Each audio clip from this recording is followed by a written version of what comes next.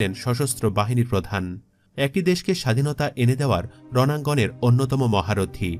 25 মার্চের কালোরাত্রি পাকিস্তানি হানাদার বাহিনীর হঠাৎ আক্রমণের আগেই বঙ্গবন্ধু ছাড়াই রাজনীতিবিদরা দেশ ছেড়ে কলকাতায় পালিয়ে গিয়েছিলেন।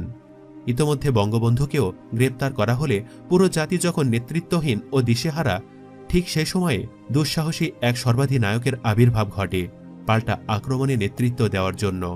সেই মানুষটি মোহাম্মদ আতাউল গনি ওসমানী।